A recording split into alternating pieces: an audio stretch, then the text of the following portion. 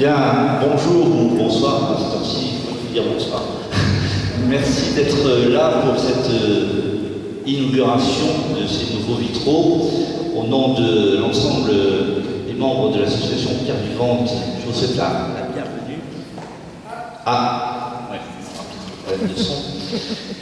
En tout cas, merci d'être là. On va essayer, au travers de cette petite conférence, avec Jacques Béjot qui va jouer le rôle à la fois du maire de Bélaye, mais davantage de l'historien, on va essayer d'évoquer, au cours de cette petite conférence, ce qu'était Bélaye, à travers l'histoire, à travers des monuments existants, ou supposés existants, parce que quand on va parler des églises de Bélaye, il nous en reste qu'une.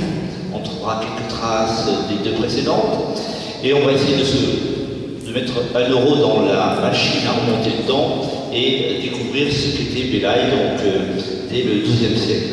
Alors, bonjour Jacques. Oui, bonjour Jean-Pierre. Voilà.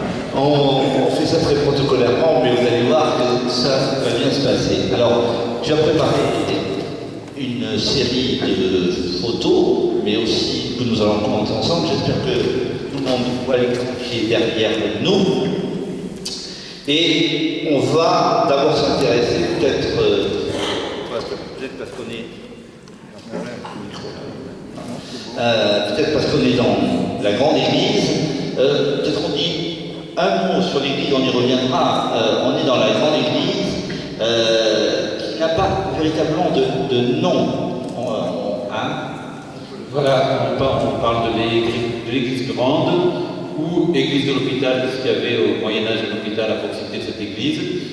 Dans certains textes, je pense au document de Pierre Delpech, qui était instituteur à Bélaye à la fin du XIXe siècle, et qui fait une monographie sur Bélaye. Il parle pour cette église, l'église Saint-Aignan. En fait, l'église Saint-Aignan, c'est une des deux églises qui a disparu. Mais certainement qu'il y a une chapelle dédiée à Saint-Aignan dans cette église. Peut-être qu'au moment où l'église Saint-Aignan s'est effondrée ou a brûlé, on ne sait pas exactement, eh bien celle-ci a été dédiée à Saint-Aignan. Car il faut le savoir, Bélaye, au Moyen-Âge, n'avait pas moins de 3 églises. C'est quand même une caractéristique significative. Oui, 3 églises dans le bourg même, dans le village même, mais si on y ajoute les chapelles privées qu'il y avait dans les différents châteaux, et on en verra quelques-unes pour celles dont il reste des traces, on peut penser qu'il y en avait 7, 8, peut-être même plus.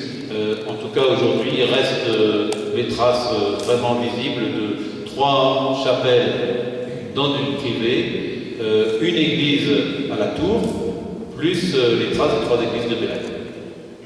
Alors on va essayer de découvrir un peu Bélaye. On va commencer par les croix, qui sont un élément important. Voilà. Alors peut-être avant les croix et pour situer un petit peu Bélaye, on est dans un territoire qui est relativement vaste, pas loin de 2000 hectares, donc avec le bourg qui se trouve à proximité du Lot. Ici on a le Lot et puis le bourg de Bélaye, mais un territoire très vaste, en recul par rapport à la rivière, on va dire au sud de la rivière. Et donc c'est sur ce territoire qu'on va un petit peu se promener pour commencer, en voyant un petit peu ces croix qui parsemaient le territoire avec différents types de croix. Alors, on peut dire quand même que c'est la commune la plus importante du canton en termes de superficie. Je pense, oui. Oui, comme on a toujours dit, donc